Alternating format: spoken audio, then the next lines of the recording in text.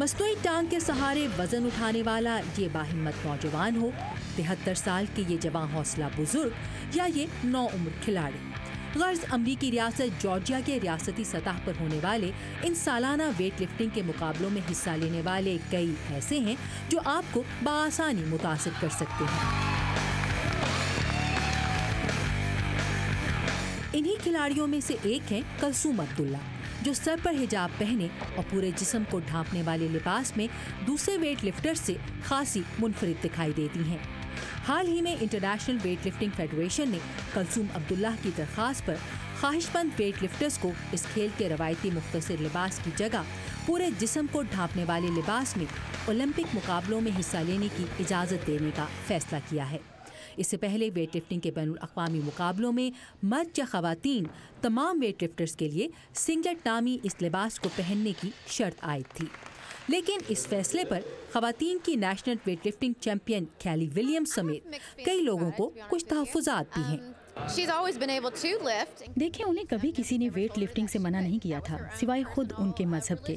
مجھے اس فیصلے سے آنے والی تبدیلیوں پر کچھ تحفظات ہیں۔ پہلے ہی لوگوں نے اس کا غلط استعمال شروع کر دیا ہے، جیسے کوہنیوں کو زیادہ مضبوط بنانے کے لیے خاص پیڈز کا استعمال وغیرہ۔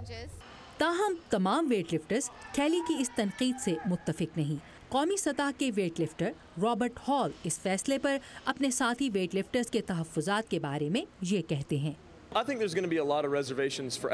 میرے خیال میں اس بارے میں سب لوگوں کو ہی تحفظات ہوں گے، کیونکہ یہ اس کھیل کے لیے ایک نیا آئیڈیا ہے اور یہ حقیقت کہ نہ صرف اس کی اجازت دی گئی ہے بلکہ اسے گرم جوشی سے خیر مقدم بھی کیا جا رہا ہے، درست سمت میں قدم ہے۔ یہ کھیل ہے اور کھیل کی روح ہی تمام رنگ و نسل، قومیتوں اور مذاہب کے افراد کو یکساں موقع دینے اور متحد کرنے میں ہے۔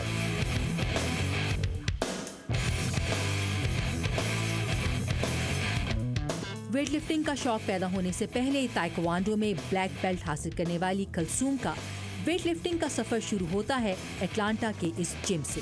یہاں کلثوم سے پہلے کبھی کوئی مسلمان خاتون ویٹ لفٹر نہیں آئی۔ کلثوم کا کہنا ہے کہ انہیں اپنی درخواست پر اس فیصلے کے بارے میں زیادہ سوچنے کا موقع ہی نہیں ملا۔ میرا نہیں خیال کہ اس سے پہلے میری طرح کسی باپردہ خاتون نے حصہ لیا یا حصہ لینے کے لیے اجازت مانگی، لہٰذا شاید فیڈریشن کے سامنے کبھی یہ مسئلہ پہلے اٹھایا ہی نہیں گیا تھا۔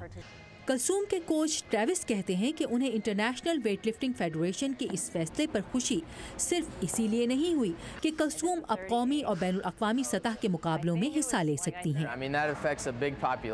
اس سے ایک بڑی آبادی متاثر ہوگی، دوسری مسلمان خواتین بھی اب ویٹ لفٹنگ میں حصہ لینے کا سوچ سکتی ہیں۔ دنیا میں ایران سمیت بہت سے ممالک کی اب تک خواتین ویٹ لفٹنگ کی ٹیمز نہیں ہیں اور بہت ممکن ہے کہ اس فیصلے کے بعد وہ بھی اپنی ٹیمز بنانے کا سوچیں گی۔ کلثوم عبداللہ کا کہنا ہے کہ ان کو حجاب میں ویٹ لفٹنگ کرتا دیکھ کر جم سے باہر کی دنیا کے لوگ زیادہ حیران ہوتے ہیں۔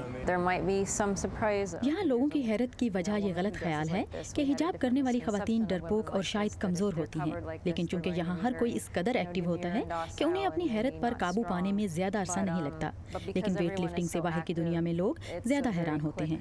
خیبر پختونخوا سے تعلق رکھنے والی پاکستانی امریکن خاندان کی بیٹی کلثوم عبداللہ پاکستانی چاند تارے سے سجے کپڑوں میں ملبوس ہو کر بین الاقوامی مقابلوں میں شرکت کرنے کی خواہش مند ہیں، تاہم اس کے لیے انہیں کسی پاکستانی ڈیزائنر کی مدد کی ضرورت ہے۔ عائشہ خالد، اردو VOA، اٹلانٹا، جارجیا۔